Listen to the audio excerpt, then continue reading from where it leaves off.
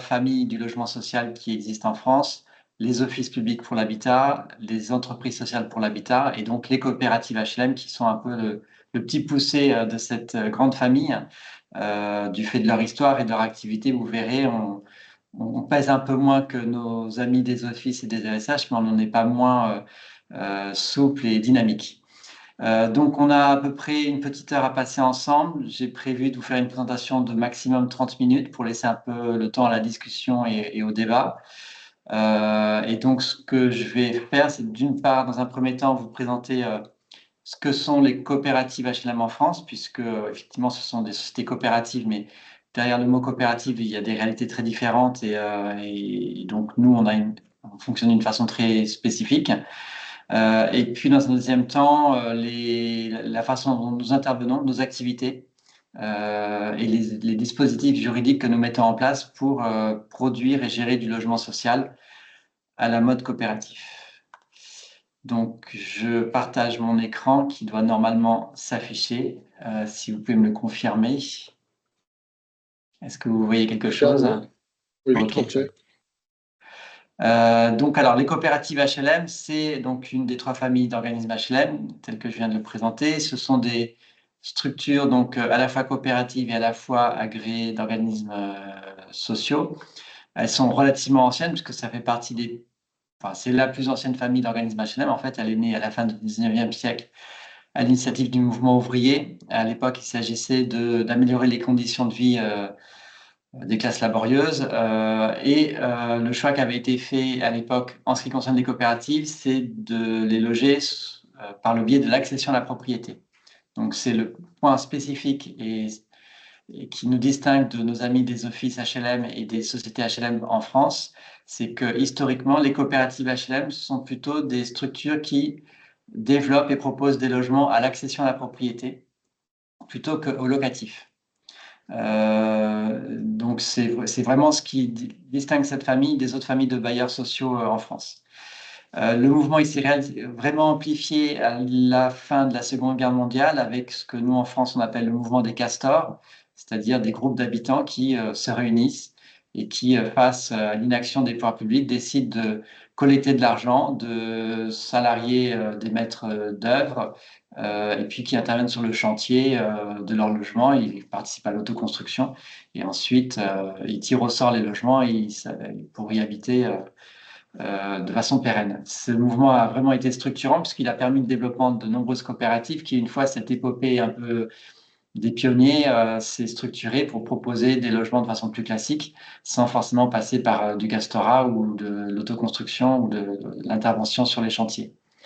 Je vous passe l'histoire, mais il y a eu des vicissitudes comme toujours, hein, des périodes glorieuses, des périodes plus compliquées. Il y a eu un grand passage à vide dans les années 70 et 80, et c'est que depuis les années 90 que les coopératives ont repris une dynamique de production. Mais entre-temps, on était passé de 400 coopératives à aujourd'hui 163. Donc, c'est pour vous montrer un peu quand même que cette période de passage à vide a eu quand même des effets importants sur le tissu des sociétés coopératives HLM. Euh, alors aujourd'hui, on a entre 162 et 163 coopératives qui sont donc des structures agréées par l'État.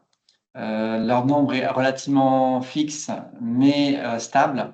À savoir que en France, vous avez une politique de l'État enfin, d'inciter les bailleurs à se concentrer, à fusionner entre eux pour des questions de taille, des questions de solidité financière. Les coopératives ont échappé pour l'essentiel à ce mouvement-là. D'une part parce qu'elles étaient donc principalement sur un champ, quel champ de l'accession à la propriété qui n'était pas dans le viseur des pouvoirs publics, qui les pouvoirs publics ont plutôt visé les bailleurs sociaux en fixant des seuils de patrimoine à gérer, alors que nous, en accession à la propriété, on produit du logement, mais on le vend, donc on n'a pas de stock de logement.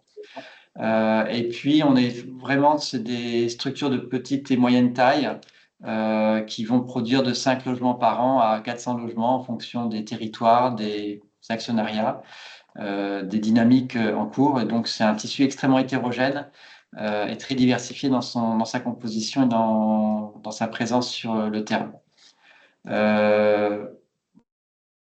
Les coopératives, elles s'inscrivent évidemment dans un mode coopératif. Donc, en France, ces 162 coopératives, elles représentent à peu près 4000 salariés. Elles s'intègrent en France dans un mouvement coopératif qui est assez dynamique, qui est représenté par une structure nationale qui s'appelle COP.FR. On retrouve l'ensemble des coopératives, que ce soit les secteurs d'activité, hein, les coopératives agricoles, les coopératives de consommateurs, les coopératives bancaires, les coopératives maritimes. Enfin, il y en a à peu près dans tous les secteurs de l'activité. Et ça représente plus de 5% de l'emploi salarié en France, 30 millions d'associés. Donc, vous voyez, sur quasiment un Français sur deux est coopérateur. Donc, c'est un mouvement qui est quand même relativement dynamique. Et puis, au niveau mondial, on est effectivement partie prenante de l'Alliance coopérative internationale, qui, elle, donc, regroupe l'ensemble des structures coopératives au niveau de la planète. Les coopératives, donc je disais, elles ont un métier historique qui est d'accompagner les ménages à revenus modestes et moyens vers l'accès à la propriété. C'est leur métier historique. Mais ce faisant, dans le temps, elles ont développé d'autres compétences. D'une part, la gestion immobilière, c'est-à-dire que les coopératives construisent des logements, les vendent, mais bien souvent conservent la gestion des parties communes, ce qu'on appelle la gestion des copropriétés. Et donc, ça permet d'accompagner nos coopérateurs dans la durée, au-delà de simple acte de construction et de vente. On les accompagne aussi dans la gestion de leur immeuble en tant que syndic de copropriété. Et puis, le troisième métier qui est plus classique, c'est le métier de bailleur social. J'ai dit que ce n'était pas le métier historique des coopératives, mais on a au sein de notre famille des coopératives des bailleurs sociaux, comme des offices ou des ESH, qui donc gèrent du logement locatif social de la même manière, selon le même cadre, avec une différence, c'est que, évidemment, c'est le principe coopératif qui s'applique, à savoir que nos locataires sont aussi nos coopérateurs, et donc ils sont présents au capital de la coopérative et assistent aux assemblées générales. Et il y a tout un travail, je vais y venir dans quelques instants, pour animer et dynamiser ce sociétariat pour que cette présence au capital ait du sens et ne se limite pas à une simple participation financière à la coopérative. Alors, quelques chiffres clés. Donc, 163 coopératives adhérentes, donc un chiffre relativement stable, mais on continue à pouvoir créer des coopératives. Donc, contrairement aux offices et aux ESH, on a une à deux créations par an qui viennent compenser une à deux disparitions, parce qu'on peut avoir des fusions de coopératives aussi. Et puis, on a tout un travail au niveau de la fédération, puisque, je l'ai évoqué rapidement, on a eu une période compliquée pour les coopératives il y a une vingtaine d'années. Donc, un certain nombre de ces 163 ont arrêté toute activité. Et donc, aujourd'hui, il y a grosso modo une grosse vingtaine de coopératives qui n'ont pas d'activité. Et donc, tout le travail de la fédération, c'est de les redynamiser, de leur redonner envie de reprendre une activité, soit par elles-mêmes, soit en cédant leur capital à des associés qui ont envie de faire quelque chose avec cette coopérative. Et donc là aussi, chaque année, on redynamise une à deux coopératives sur le territoire wallais ou en la délocalisant sur un autre territoire. Par exemple, depuis quelques années, on est en lien avec des collectivités locales d'outre-mer. Et donc, on a développé une coopérative en Guyane française, à Mayotte. Et cette année, on est en train d'implanter une coopérative HLM en Martinique, avec l'appui des collectivités locales et des bailleurs sociaux locaux qui veulent un outil de production en accession sociale à la propriété. Les coopératives, donc, elles sont bailleurs sociaux pour certaines d'entre elles. Ça représente à peu près 200 000 logements familiaux gérés. Sur les 5 millions de logements gérés par le mouvement HLM. On gère donc des lots principaux de copropriété, c'est ce que j'évoquais avec la gestion immobilière, donc à peu près 100 000 lots de copropriété, ce qui nous positionne collectivement à un bon niveau parmi les acteurs de la copropriété. On doit faire partie des 10 premiers acteurs de ce secteur-là. Et puis, on produit entre 7 et 9 000 logements par an en fonction de la conjoncture. Là, évidemment, depuis 2 ans, c'est très compliqué en France, mais donc on a un peu baissé. Et puis, on a vendu l'année dernière à peu près 4 259 logements neufs, donc à des ménages qui ont pu, grâce à nous, devenir propriétaires d'un logement adapté à leurs besoins et à leurs capacités financières. Ça, c'est pour voilà, une fiche d'identité de la fédération et de ses coopératives. Un petit focus sur la gouvernance coopérative, parce qu'évidemment, c'est ça qui nous distingue des autres formes d'organismes HLM. C'est qu'on on intervient dans un cadre qui est le cadre réglementaire du logement social, mais on a une gouvernance coopérative. Ça veut dire qu'on a des spécificités qui sont liées à notre statut. Donc, quelques rappels. Je suppose que vous connaissez peut-être les coopératives dans vos différents pays. Nous, en France, on a une définition qui est je pense, assez communément admise dans le monde, mais voilà, qui est celle-là. C'est une coopérative, c'est une association autonome de personnes volontairement réunies pour satisfaire leurs aspirations et besoins économiques, sociaux et culturels communs au moyen d'une entreprise dont la propriété est collective et où le pouvoir est exercé démocratiquement. Ça se traduit par un certain nombre de spécificités. La première spécificité, c'est la double appartenance, c'est-à-dire qu'on est à la fois utilisateur des services de la coopérative et sociétaire. Donc, quand je suis accédant à la propriété auprès de ma coopérative, pour acheter un logement, je deviens d'abord associé à la coopérative. C'est la condition pour avoir accès aux services. De la même manière, si je veux être locataire de ma coopérative, il faut que je devienne coopérateur. Ce sont des sociétés à capital variable, donc le capital il bouge à tout moment, hein, parce qu'on peut accueillir des associés à tout moment, mais on peut aussi en voir partir. Donc c'est un capital qui bouge naturellement tout au long de l'année.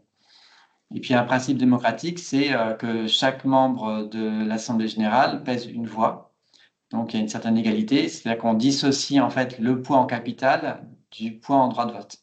C'est un principe coopératif de base.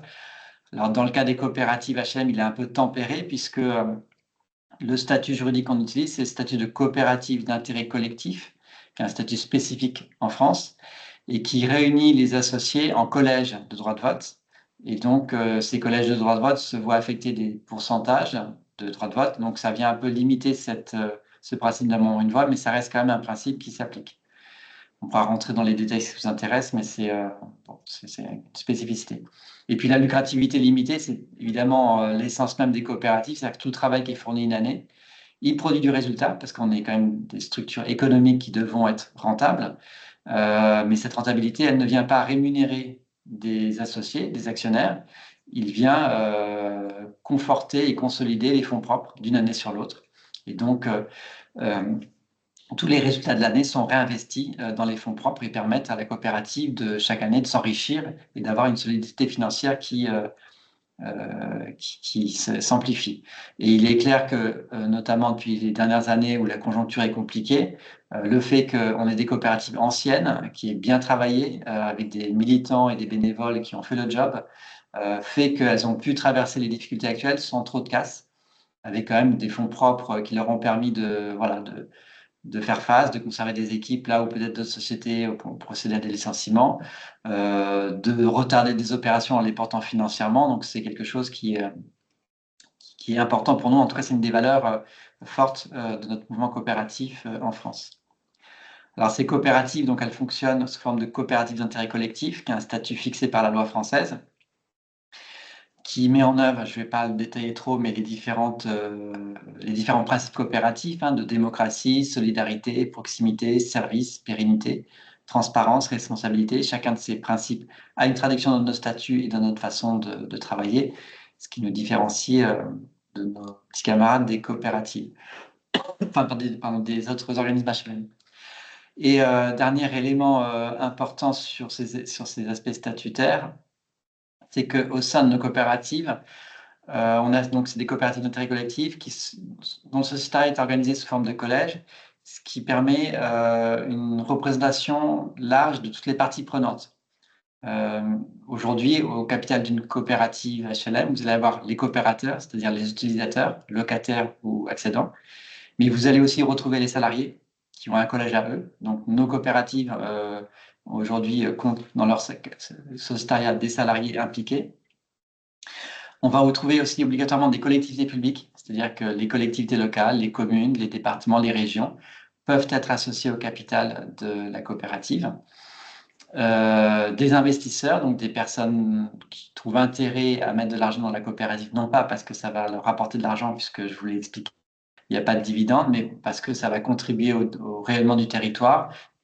Et puis voilà, ils contribuent de cette manière-là à régler des problèmes sociaux. Dans ces investisseurs, on peut trouver d'autres organismes HLM, des offices et des ESH qui peuvent trouver intérêt à accompagner le développement d'une coopérative sur une activité qui est l'accession à la propriété que ces bailleurs ne maîtrisent pas. Et donc, ils confient le développement de cette activité à la coopérative. Ça peut être des banques coopératives. On a plusieurs banques coopératives qui sont également investies. Ça peut être des structures économiques du territoire, sociétés d'économie mixte, différentes entreprises qui trouvent intérêt, là aussi, à être partie prenante du développement de la coopérative. Et puis, on a mis un champ autre, c'est-à-dire qu'en fait, le principe coopératif avec le capital variable, c'est qu'on peut accueillir à notre capital toute personne, physique ou morale, qui trouve à un moment donné un intérêt à accompagner le projet de la coopérative, sans forcément être utilisateur. Et puis, comme on est en capital variable, à un moment donné, il peut souhaiter quitter cette coopérative. Et donc, ça fonctionne très, très bien. Donc, c'est là où le statut coopératif, de mon point de vue, est extrêmement agile, puisqu'il peut s'adapter dans le temps. Il peut évoluer, faire évoluer le projet stratégique de la coopérative, faire évoluer le tour de table à tout moment. Et en France, sans aucune formalité particulière, contrairement aux sociétés HLM ou aux offices publics de l'habitat, où la question de la gouvernance est beaucoup plus lourde à gérer et il y a beaucoup plus d'inertie. Et donc en coopérative, on a cette souplesse qui est assez particulière. Ce qui a fait aussi, je fais un aparté là, c'est que j'ai évoqué tout à l'heure la question de la structuration du tissu des organismes et l'incitation des pouvoirs publics français à rapprocher les bailleurs sociaux entre eux. C'est notamment une loi dont vous avez peut-être entendu parler, qui est une loi de 2018 qui s'appelle la loi Elan, qui a fixé un seuil de gestion à 12 000 logements locatifs. Donc, si vous n'aviez pas 12 000 logements locatifs en France, vous deviez soit fusionner avec d'autres organismes HLM, soit vous intégrer dans une logique de groupe. Et bien, à l'occasion de cette loi, on a 15 organismes HLM qui avaient d'autres statuts que celui de coopérative, qui sont devenus coopératives, qui ont fait le choix de quitter le statut d'office ou de quitter le statut de société d'HLM pour accueillir, comment dire, pour pouvoir avoir une gouvernance beaucoup plus souple et pouvoir s'adapter à cette réglementation des 12 000 logements de façon plus, comment dire, qui corresponde mieux à ce qu'ils souhaitaient et qu'ils ne soient pas obligés de façon contrainte à se rapprocher ou à fusionner avec d'autres. Donc c'est ce choix qu'a fait ces organismes HLM à ce moment-là. Donc, pour terminer sur cet aspect de gouvernance, les COP HLM, donc c'est 94 466 coopérateurs et coopératrices utilisateurs. Donc, 28% des salariés des coopératives sont associés à leur coopérative. Et puis, on a dans notre projet stratégique une forte incitation à la parité dans nos instances. Donc, on n'y est pas encore, loin s'en faut, mais on s'est fixé des objectifs ambitieux en la matière. Et aujourd'hui, on sait que dans les conseils d'administration, 28% des administrateurs sont des administratrices. Et on essaye de faire en sorte d'atteindre les 50% dans 5 ans maximum pour voilà, se conformer à une ambition partagée au sein de notre fédération. Sur ces aspects de gouvernance et de vie coopérative, d'animation du sociétariat, on développe depuis 3 ans un programme assez ambitieux qui s'appelle Vie coopérative. Donc, vous pouvez retrouver des éléments sur notre site internet, avec notamment ce qu'on appelle un MOOC, c'est-à-dire un dispositif de formation en ligne gratuit et accessible à tous. Tout un certain nombre de documents et de dispositifs que peuvent utiliser nos adhérents dans l'animation d'un sociétariat. Et puis, on a un club des référents où on a un représentant par coopérative qui, 3 à 4 fois par an, discute, travaille et partage des bonnes pratiques en la matière pour donner un sens à cet aspect coopératif des choses. Ça, c'est pour donc notre fonctionnement. Notre spécificité, c'est l'accession à la propriété. C'est vraiment l'ADN des coopératives. C'est de permettre à des ménages qui ont des revenus moyens ou surtout modestes à non seulement avoir une solution de logement, ça c'est le locatif peut le produire, mais avoir un patrimoine au travers de la propriété de leur logement.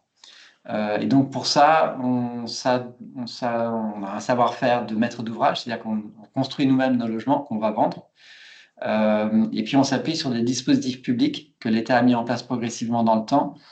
Et bien souvent, ces dispositifs, c'est nous qui les avons inspirés. On a un rôle, j'allais dire, de recherche-développement assez développé au sein de la fédération. Et on n'hésite pas à solliciter, à mobiliser les pouvoirs publics, à faire un travail de lobby pour que les pouvoirs publics tiennent compte de nos propositions pour faciliter l'accès à la propriété des ménages modestes. Alors, cette accession, elle se définit quand même par la réglementation, là aussi HLM, avec un certain nombre de critères. Donc, c'est une accession qui concerne la résidence principale, c'est-à-dire que nous, on construit pour des gens qui vont habiter dans leur logement, pas pour investir. On s'adresse à des personnes qui peuvent justifier de revenus inférieurs à des plafonds de revenus. Nos logements respectent des plafonds de prix, donc on vend à des prix qui sont encadrés. Et puis, on s'engage dans le succès de l'accession à la propriété de nos acquéreurs, puisque dans nos contrats de vente, on s'engage pendant 15 ans à racheter et ou à reloger les personnes s'ils devaient connaître des difficultés personnelles ou professionnelles. Parce que comme ils ont des revenus modestes et plus fragiles que la moyenne, ce sont des ménages qui probablement sont plus sujets à des difficultés d'emploi, des difficultés personnelles, et qu'il ne faut pas que le fait de s'être engagé dans un parcours d'accession les fragilise encore plus. Et donc, dans ce dispositif qu'on appelle de sécurisation, pendant 15 ans, on s'engage à racheter leur logement à un prix compte d'une avance et à les reloger s'ils le souhaitent dans le parc locatif, soit parce qu'on a un parc locatif nous-mêmes, soit parce qu'on a des accords avec les bailleurs sociaux du territoire. Et puis donc, au-delà de cette question de la démarche des coopératives en matière d'accession, on intervient donc au travers d'un certain nombre de dispositifs fixés par les pouvoirs publics. Le dispositif le plus banal, parce que c'est celui des promoteurs immobiliers en France, c'est ce qu'on appelle la VFA, la vente en l'état futur d'achèvement, c'est la vente sur plan. C'est-à-dire qu'on projette un programme immobilier, on le commercialise, c'est-à-dire qu'on propose à des personnes d'acheter leur logement sans même que la construction ait démarré. Ils achètent sur plan, ils nous font confiance et on réalise la construction et on leur livre le logement. Mais ça, c'est assez classique, on le fait bien, mais il n'y a pas vraiment de plus-value sociale. Donc, la première chose qu'on a obtenue, c'est en 2004, c'est une TVA à taux réduit pour les ménages à revenus modestes qui achètent un logement neuf sur les secteurs de la politique de la ville en France. À l'époque, c'était Jean-Louis Borloo, le ministre de la Ville, et il avait accepté de mettre en place cette TVA. Aujourd'hui, la TVA sur l'immobilier neuf, c'est 20%. Et donc, la TVA à taux réduit, c'est 5,5. Donc, rien que par cet effet TVA, on gagne 15 points. Donc, vous imaginez bien que le prix baisse. Si vous rajoutez à ça le fait que nous, on ne fait pas des marges qui sont celles de la promotion privée, donc déjà, on réduit encore le prix. Et puis, on estime qu'on a aussi une capacité à discuter avec les entreprises, une intelligence dans l'acte de construire qui fait qu'on est largement moins cher que la promotion immobilière classique. Mais ça ne suffit pas, on a voulu aller plus loin et donc en 2004, on a proposé au pouvoir public de remettre à jour un dispositif qui s'appelait la location-accession, qu'on a appelé à l'époque le PSLA, le prêt social location-accession, qui est en fait une accession en 2 temps, une accession à l'essai.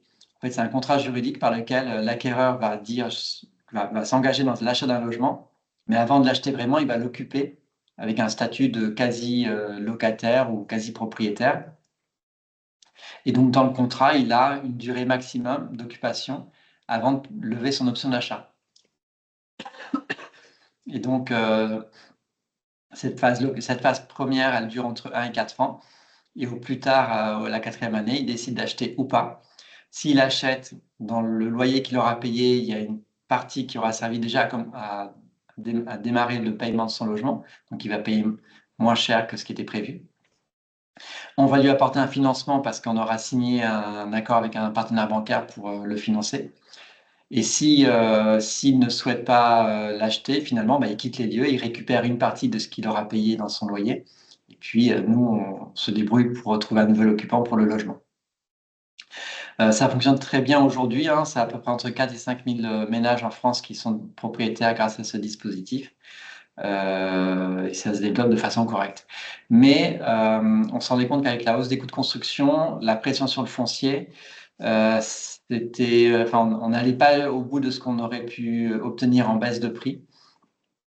Et donc, on s'est inspiré au début des années 2010 d'un dispositif qui est assez développé dans le monde anglo-saxon, qui est celui des CLT, les Community Land Trust. Et donc, on a proposé au pouvoir public de développer le même concept en France, c'est-à-dire un concept de dissociation entre le foncier et le bâti. Puisque aujourd'hui, en fait, quand vous construisez une opération immobilière en France, le coût du foncier, le coût du terrain, de son aménagement, il pèse entre 20 et 40% du prix final. Et donc, on s'est dit, si on enlève ce prix final, ce prix de 20 à 40%, si on le remplace juste par une forme de redevance foncière, un loyer pour le foncier, et on va automatiquement faire baisser les prix quasiment d'autant. Et donc, c'est ce qu'on a obtenu, d'une part, en créant des outils de portage foncier qui s'appellent les organismes de foncier solidaire, qui sont les équivalents des CLT anglo-saxons, qui vont racheter le terrain. Et puis, on a inventé un contrat juridique entre ces OFS et les ménages qui s'appelle le bail réel solidaire. qui permet en fait d'assurer ce partage de foncier et de bâti et de permettre à l'acquéreur de devenir propriétaire vraiment de droits réels, et donc, mais de payer une redevance sur son foncier. Ça aboutit à des prix entre 15 et 40% moins chers que le marché, clairement. Ça permet d'accéder à une TVA à taux réduit, parce que là aussi, on a obtenu la TVA à taux réduit quand c'est du logement neuf. Et puis, les collectivités peuvent faire un effort sur les taxes locales. Elles peuvent décider d'un abattement sur ces taxes locales entre 30 et 100% en fonction des communes. Le côté important de ce BRS, des OFS, c'est qu'en fait, c'est un dispositif qui est anti-spéculatif, puisque c'est l'inspiration des CLT, hein. C'est-à-dire que ce bail réel solidaire, il va encadrer les conditions de la revente du logement. C'est-à-dire que la personne va acheter moins cher un logement qu'il n'aurait pas pu obtenir. Il va capitaliser sur ce logement puisque finalement, il va se constituer un patrimoine. Et le jour où il va vendre, il devra vendre à des ménages qui respectent les mêmes plafonds de ressources qu'il aurait dû lui respecter. Donc, c'est un logement qui reste affecté à une cible sociale. Et puis, le prix auquel il va vendre sera un prix encadré également. Donc il pourra faire une plus-value, mais cette plus-value, elle sera plafonnée ou limitée. Ce qui est un sujet très important pour les collectivités locales en France, parce qu'il y a une telle tension sur les prix sur pas mal de territoires qu'elles sont intéressées par avoir un outil qui permette de produire du logement en accession, mais tout en encadrant la spéculation sur les prix de l'immobilier. Et donc, par le biais du BRL solidaire, on évite toute spéculation puisque c'est fixé par les textes. Il y a une limitation, il y a une progression qui est possible, mais c'est une progression qui n'ira jamais aussi vite que la progression qu'on constate sur le marché. Et donc, c'est un atout important pour ces territoires-là. Et aujourd'hui, vous avez des territoires entiers en France qui réservent l'accession sociale au bail réel solidaire. On ne peut plus construire que comme ça pour justement limiter les effets spéculatifs que ces territoires peuvent connaître par ailleurs. Deux derniers points, et puis on ouvrira la discussion. Coopérative, on a évidemment la notion de participation, et donc même si c'est pas forcément intégré dans tous nos projets, on peut dans certains cas accompagner les groupes d'habitants ou être à l'initiative de groupes d'habitants qui vont participer à une co-conception de leur habitat. Et là, on se rapproche plus du modèle des GRT québécois, où ils vont déterminer voilà, leur habitat, les espaces partagés, la typologie de leur logement. Et on aura ce qu'on appelle, nous, des assistants à maîtrise d'usage qui vont les faire dialoguer, qui vont permettre de définir le programme, de discuter avec l'architecte pour qu'ils puissent concevoir leur logement et ensuite, dans la phase gestion, le gérer de façon indépendante, autonome ou avec l'appui de la coopérative s'ils le souhaitent. C'est pas une part importante de notre production, mais ça reste quand même quelque chose qu'on fait de façon assez classique. Et on a tendance, nous, à vouloir, en tout cas, le favoriser et à le mettre en avant parce que c'est toujours des belles histoires. Et par les temps qui courent, ça crée quand même du vivre ensemble. Voilà, c'est quelque chose qui, de notre point de vue, fait partie de la mission des coopératives, de faciliter ce dialogue entre les personnes. Et puis, voilà, la sécurisation, j'en ai parlé. Puis, voilà, je vous ai mis quelques éléments sur notre site internet. Vous avez énormément d'informations. Évidemment, en tant que fédération, on a un rôle pour populariser et expliquer tous ces dispositifs auprès du grand public. Donc, on participe à des salons de l'immobilier. On présente ça au grand public. On a à cette occasion édité ce qu'on appelle un guide de l'accession que vous retrouvez sur notre site. Et sur le bail réel solidaire, qui est le dispositif de dissociation, on a une documentation aussi. Et puis, voilà, il est 35, j'ai débordé de 5 minutes, donc on peut. J'étais un peu rapide, mais je pense que c'est aussi intéressant que vous puissiez réagir et qu'on puisse un peu partager peut-être des éléments sur comment vous, vos coopératives se développent, qu'est-ce que vous avez pu retenir de ce que je vous ai dit, qu'est-ce qui vous intéresse, et voilà. Merci beaucoup, Monsieur Doré, pour cette belle et brillante présentation. Donc, la parole est à vous, chers participants, pour intervenir, réagir, poser des questions ou apporter en tout cas voilà, quelques éléments d'information à ce qui vient d'être dit. Donc, vous avez la parole. Qui se lance? Monsieur Dogbé, vous avez la parole. Allô, rebonjour. Et toutes mes félicitations, Monsieur Laurier, pour cette belle présentation. Moi, je suis Charles Dogbé, je suis un acteur en devenir dans le secteur du logement coopératif en Afrique, particulièrement au Togo. Voilà, j'ai beaucoup travaillé sur ces 15 dernières années dans le secteur de l'immobilier en Afrique, l'immobilier partie business. Mais j'ai toujours été touché, je dirais, par la difficulté qu'on pouvait avoir en Afrique quand on a des revenus, revenus moyens même, ce serait trop dire, quand on a vraiment de bas revenus pour devenir propriétaire, c'est vraiment la galère, si je peux me permettre. Et donc, moi, depuis quelques années, tout en faisant de la gestion de patrimoine, je me suis intéressé à cette activité. J'ai même fait un petit mémoire là-dessus. Et aujourd'hui, donc, avec un groupe de collaborateurs au Togo, on a créé la première coopérative d'habitat qui s'appelle Coop Habitat Solidaire. Et justement, notre objectif, c'est de permettre la cession sociale de la propriété. Parce que nos systèmes bancaires sont faits de telle sorte que quand on n'est pas éligible, c'est-à-dire on n'a accès à rien. Et aujourd'hui, ce qui fait que finalement, la conséquence est que les populations qui n'ont pas les moyens habitent des quartiers que vous connaissez tous, des bidonvilles, etc. Donc, nous, on est dans la réflexion. Notre but, c'est d'arriver à travers cette coopérative pouvoir apporter une solution, ne serait-ce qu'infime. Et donc, du coup, au Togo, on a créé cette coopérative et on a pas mal d'adhérents aujourd'hui. On a été étonné d'avoir des adhérents à la fois nationaux qui résident au pays, mais aussi de la diaspora, jusqu'au Canada, en France, aux États-Unis, partout. Et donc, du coup, chemin faisant, on est en train aussi de nouer des partenariats avec des banques locales.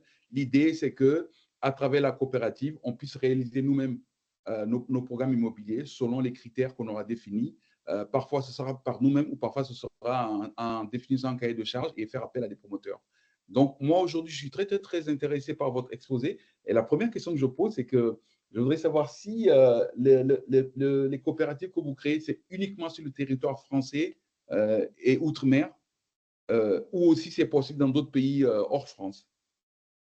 Alors, nous, en ce qui concerne les coopératives HM, ce sont des outils qui juridiquement ne peuvent intervenir que sur le territoire français, métropole et outre-mer, mais on n'a pas le droit d'aller ailleurs et on nous le reprocherait, puisque notamment l'essentiel des ressources financières qu'on a accumulées et qui nous permettent de travailler l'ont été dans le cadre de la réglementation HLM.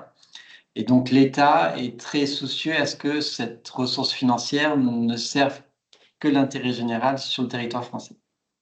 OK. Je ne vais pas trop m'accaparer. Deuxième question rapide. C'était pour savoir si, au-delà de ça, il y a toujours des possibilités de pouvoir nouer des partenariats, parce que nous, on aimerait beaucoup profiter de votre savoir-faire pour voilà, pouvoir développer notre coopérative et pouvoir aller plus loin surtout. Voilà. Oui, alors sur ça, on est évidemment ouvert au partenariat. Le fait qu'on soit ici tous autour de l'écran, enfin, on a toujours le goût de l'échange et du partage, parce qu'on a des choses à partager. On peut avoir des choses à vous apporter, mais je pense que vous avez aussi des choses à nous apporter à nous. Donc ça, c'est des choses qui nous intéressent. Oui, bien sûr, on peut tout à fait envisager des rencontres.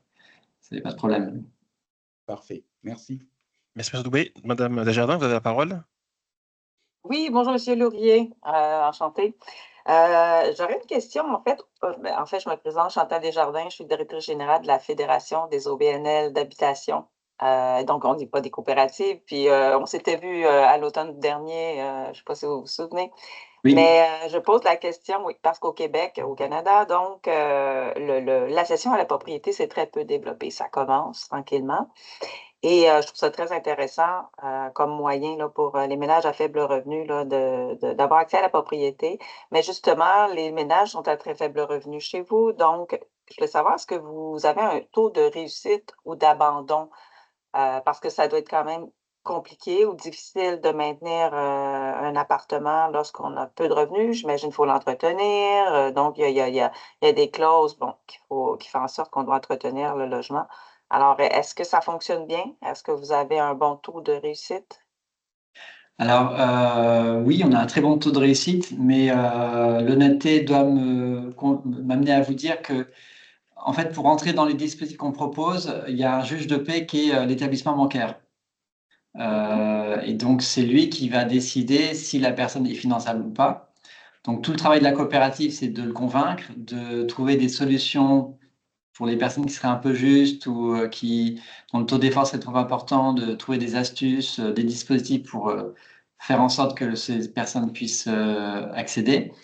Mais dans les faits, toutes les personnes qui accèdent à nos logements ont fini par être finançables et donc vont jusqu'au bout de leur parcours d'accession. Et j'évoquais tout à l'heure les clauses de sécurisation, les garanties de rachat et de relogement qui sont là justement pour venir en aide s'il y avait vraiment des difficultés. Dans les faits, même si on couvre 100% de nos acquéreurs, les mises en jeu sont extrêmement marginales. On doit être sur peut-être 15 à 20 mises en jeu par an, alors que le stock de personnes concernées doit dépasser 50 000. Donc, c'est vraiment anecdotique. Pourquoi? Parce qu'en fait, comme on vend moins cher que le marché, bien souvent, quand il y a une difficulté et que la seule solution, c'est la revente, la simple revente du logement sur le marché permet d'apurer les dettes et de trouver une solution de logement pour la suite. Et tant mieux. Enfin, je veux dire, nous, nos clauses, elles sont là que pour vraiment les situations compliquées. Voilà. Donc, donc, les personnes trouvent par elles-mêmes les moyens de faire face à leurs difficultés. Mais dans les faits, ces cas de difficultés sont extrêmement peu nombreux. Ah bon? Mais j'imagine aussi que vous les accompagnez parce que souvent, ces personnes-là, les ménages ils n'auront aucune expérience Oui. de propriété, tout ça. OK, donc, vous les accompagnez quand même dans. On les accompagne tout au long de leur projet avant l'entrée dans les lieux et notamment on les accompagne auprès des banques. On a des partenariats avec les banques, donc on sait comment présenter les dossiers pour qu'ils soient acceptés. Et puis après, on les accompagne aussi dans la prise de leur logement, sur comment fonctionne le logement, c'est quoi une copropriété, c'est quoi vivre avec les autres. Et puis dans le cas où on assure la gestion de la copropriété, à ce moment-là, on va avoir des actions dans l'année, effectivement, pour vérifier que tout va bien, pour leur rappeler quel est leur rôle de propriétaire, qui n'est pas le même que quand ils étaient locataires. Tout ce rôle d'éducation, évidemment, on le met en place, oui. Ah bon? Ben, merci. Très bien, Najat. Vincent Serra, vous avez la parole pour votre question ou votre réaction. Et merci, Prudence. Et encore merci, M. Loury, pour votre exposé particulièrement intéressant. J'avais des questions très pratiques, si vous permettez. Comment se passe concrètement la création de nouvelles coopératives? Qui prend l'initiative? Par rapport à un projet immobilier qui sera développé ici aussi, comment ça se passe concrètement? Qui aussi prend cette initiative? Et puis, au niveau du montage du projet, comment est-ce que les contacts se nouent? Est-ce qu'il y a des consultations qui sont menées? Et puis aussi, l'aspect majeur, comment est assuré le financement? Je suppose que les banques privées interviennent, ou à moins que ce ne soit la CDC. Je serais curieux de savoir davantage à ce propos. Merci d'avance. Merci pour votre question, parce qu'en fait, elle me permet de préciser un point qui... parce que, enfin, il y a un point de pas malentendu, mais de clarification sur ce que sont les coopératives HLM en France par rapport à d'autres territoires. C'est que une coopérative HLM en France, elle va être constituée non pas pour une seule opération, un seul ensemble, mais pour une multitude d'opérations. C'est en fait, elle va être créée à un moment donné et elle va perdurer dans le temps en construisant chaque année 15, 20, 40, 50 logements, 100 logements en fonction de leur territoire. Donc, il n'y a pas une coopérative par opération, comme ça peut exister sur certains territoires, ce qui fait que c'est plutôt des outils de production que des coopératives de consommateurs. Voilà, en tout cas, cette coopérative, elle produit du logement, même si elles ont les utilisateurs en leur sein, ce qui les rend un peu hybrides par rapport à la classification habituelle des coopératives. On a généralement d'un côté les coopératives de production et de l'autre côté les coopératives de consommateurs. Là, on est vraiment sur un mélange des deux, mais l'objectif premier, c'est de produire du logement. Donc, comment on crée une coopérative? Dans le secteur de l'immobilier, et particulièrement en France, c'est un secteur qui nécessite des capitaux. Parce que construire des logements, c'est déjà dépenser beaucoup d'argent avant d'en gagner, puisque c'est la coopérative qui va faire l'avance des fonds, qui va acheter le terrain, qui va payer les entreprises, avant même d'avoir commencé à vendre des logements. Donc, ce sont plutôt des institutionnels qui vont créer des coopératives, des collectivités locales, des bailleurs sociaux qui veulent développer une activité d'accession sociale, mais en dehors de leur structure de bailleurs. Et donc, c'est plutôt ces structures-là qui vont le faire. La dernière coopérative qui a été créée, c'était l'année dernière, c'était dans la région Bretagne. Ce sont les collectivités d'un département qui s'appelle le Morbihan, avec leur office HLM et une autre coopérative HLM qui se sont dit on ne produit pas assez d'accession sociale sur le territoire, on n'est pas bon. Il faut qu'on ait un outil qui nous permette de concentrer les compétences et les moyens. Et donc, cet outil, ça va être une coopérative parce que c'est un modèle agile en termes de gouvernance. C'est un modèle qui permet d'associer les utilisateurs. Et puis, derrière, il y a l'écosystème français avec toutes les coopératives HLM où on vient en appui de ce développement. Donc, c'est comme ça que ça se passe. Mais le ticket, voilà, quand on crée une coopérative, il faut être capable de mobiliser entre 1 et 3-4 millions d'euros assez rapidement, quoi. Donc, c'est pas à la portée de la personne qui serait au coin de la rue et qui voudrait, pour son propre besoin, créer une coopérative. Pour ça, il y a un autre mouvement qui se développe en France, mais qui reste embryonnaire, c'est celui des coopératives d'habitants, où là, on est plutôt sur l'habitat participatif que j'évoquais tout à l'heure, où là, des groupes d'habitants vont se regrouper et essayer de créer une coopérative d'habitants. Mais l'expérience montre que c'est très compliqué, qu'à chaque fois, pour qu'elle puisse vraiment prospérer, il faut qu'elle s'associe à un institutionnel, souvent une coopérative HLM ou un autre bailleur social, qui va apporter un peu sa caution et ses moyens financiers pour que le groupe d'habitants puisse réussir son projet. Et donc, le financement, c'est un financement, oui, auprès des banques coopératives. On a l'avantage en France d'avoir des banques coopératives puissantes, le Crédit Agricole, le Crédit Mutuel, les caisses d'épargne, qui sont déjà très présentes sur le secteur de l'immobilier et qui viennent financer nos opérations si on n'a pas assez de fonds propres. Et puis, la Confédération elle-même a mis en place un outil de mutualisation financière entre coopératives HLM pour venir aussi aider les coopératives qui en auraient besoin à un moment donné. Ok, merci, c'est très clair, merci. Merci beaucoup. Monsieur Quadio, vous avez la parole et ensuite, ce sera le tour de Monsieur Préville. Et merci non, monsieur Arnaud Quadjo du réseau ivoirien de l'économie sociale et solidaire. Au fait, pour nous aussi, ici en Côte d'Ivoire, on a essayé de faire un modèle pour avoir des logements pour les coopératives. Plutôt, on a essayé avec les coopératives qui sont dans la culture du café cacao. Donc, on a essayé, mais on a un peu de difficulté parce que, comme vous savez, ce qu'on veut, on veut avoir les conseils du modèle français pour avoir comment est-ce qu'on va structurer ce modèle-là économique.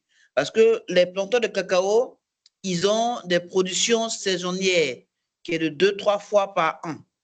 Comment est-ce qu'on pourra structurer pour qui? Parce qu'on a déjà acquis des terres dans des régions à fort potentiel production de cacao. Maintenant, le problème actuellement, c'est de voir comment est-ce qu'on pourra les organiser. Ils sont recensés. Ceux qui veulent des logements sont fait recenser. On a eu les productions. Mais on a un problème au niveau de la structuration pour canaliser ce secteur. On essaie de voir avec la CIDI. La CIDI, c'est une structure française qui accompagne certains acteurs au niveau Afrique aussi, et pour voir comment est-ce qu'on peut faciliter ce mécanisme-là, parce que les planteurs ont ce besoin, parce qu'ils ont un problème pour garantir les logements après un nombre d'années. Donc, ils nous ont sollicité en tant que réseau ivoirien pour voir comment est-ce qu'on va les aider. Et on a les terres, on a leur production. Donc, on veut vraiment une expertise pour nous orienter dans le cadre de structurer un peu le modèle économique pour permettre à nos membres des coopératives d'avoir des logements. Donc, on veut vraiment le modèle économique. On sait qu'en France, il y a beaucoup de structures qui accompagnent. En Afrique, ce n'est pas le cas.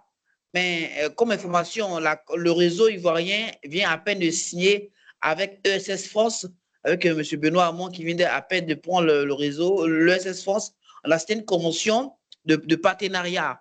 Et donc, on veut vraiment l'expertise française pour nous aider à vraiment régler le problème de logement, pour nos planteurs, nos agriculteurs qui ont un revenu varié.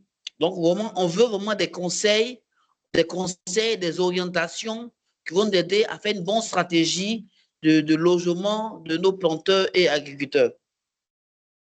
C'est un peu ce qu'on attend de... D'accord, merci beaucoup. Merci, oui, bah, si vous avez signé avec ESS France, nous on travaille un peu avec eux, donc je vais me rapprocher d'eux, ou je pense qu'ils viendront vers nous pour savoir de quelle manière on peut vous accompagner ou être contributeur de ce partenariat que vous avez noué. Monsieur Préville, vous Ok, avez la parole merci, pour votre merci. intervention. Merci. Alors, bonjour Vincent, bonjour tout le monde. Merci pour la présentation, c'était vraiment chouette. Moi, je trouve, en fait, je suis directeur général de la Fédération de l'habitation coopérative du Québec, qui est un leader là, dans le mouvement coopératif au Québec. Donc, moi, je trouve ça très intéressant et super stimulant, voire même inspirant, ce qui se passe du côté de la France au niveau des coopératives. On a beaucoup de choses à apprendre au Québec. Nous, on a plus des coopératives d'habitants, là. En fait, ce qui est très similaire, là, donc, ce que vous évoquiez, Vincent, tout à l'heure. Donc, c'est vraiment un mouvement qui prend forme au travers des citoyens qui se mobilisent, qui créent donc les coopératives avec les GRT, là, les groupes de ressources techniques qui vont aider, dans le fond, ces groupes-là à construire, à développer leurs coopératives et ensuite appuyés par les fédérations comme la nôtre au niveau de la gestion, la gouvernance, la formation, etc. Moi, je trouve ça très intéressant de voir qu'il y a des coopératives qui peuvent faire les deux, donc en France, donc c'est-à-dire produire et aussi donc s'occuper de la gestion, l'accompagnement.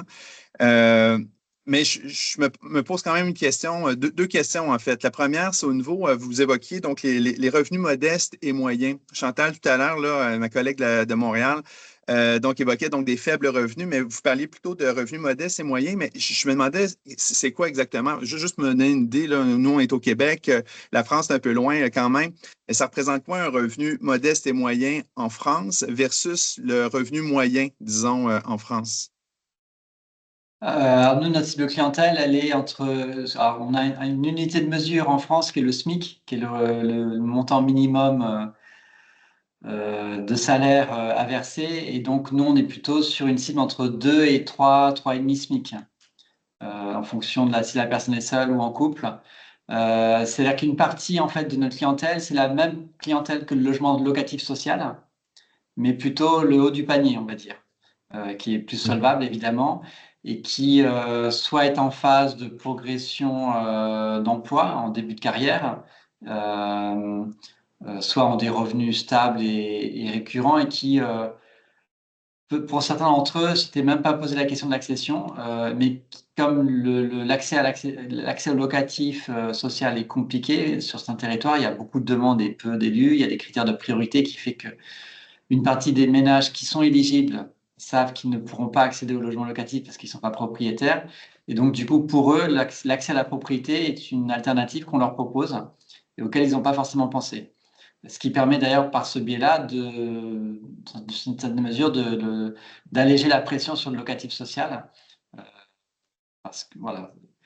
Donc, on est sur ces critères-là, mais je ne sais pas comment le convertir en monnaie canadienne. Voilà. Ou par rapport aux revenus canadiens, mais on pourrait essayer de travailler à faire des correspondances. Hein. OK. Mais disons, même en euros, donc vous avez pas non plus donc, les données en euros par rapport à chez vous? Je les ai pas sur moi, mais je pourrais vous les donner. On a quelques enquêtes. On a terminé une enquête l'année dernière sur les revenus précis, hein, donc je pourrais vous passer ça. OK, Ouais. parfait, excellent.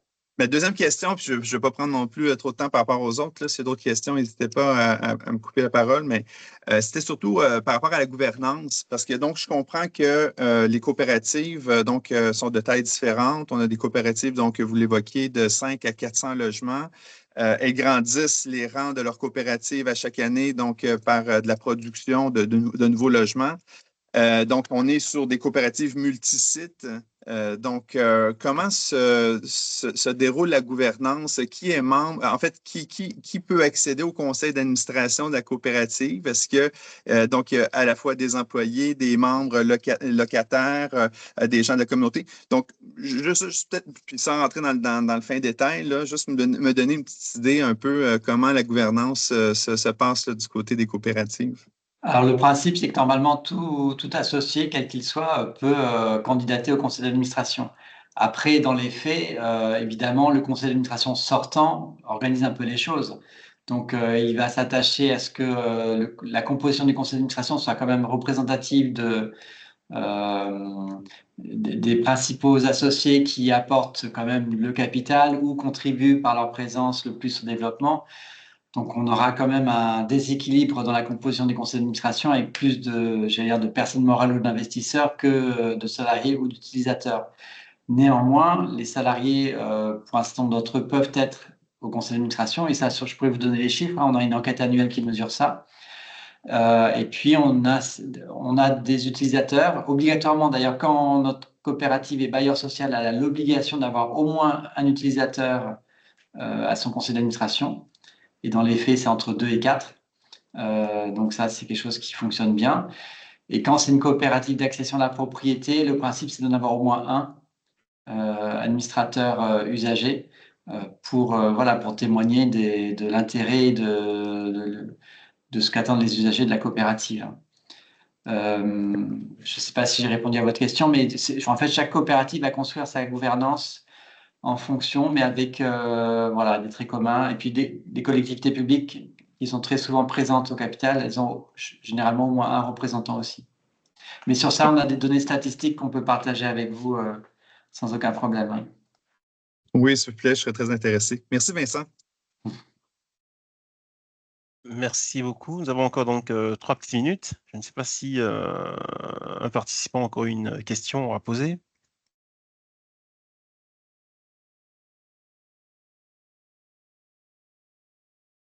Très bien, mais s'il n'y a pas de questions, donc nous allons remercier M. Laurier pour en tout cas sa présence, sa participation. Quoique, j'ai encore une main levée. Oh, désolé, Tu joues, je voulais juste demander, est-ce que ces coopératives-là sont des coopératives qui rentrent dans le cadre des acteurs de l'ESS, ces coopératives-là? Elles sont des coopératives qui sont organisées comme acteurs de l'économie sociale et solidaire.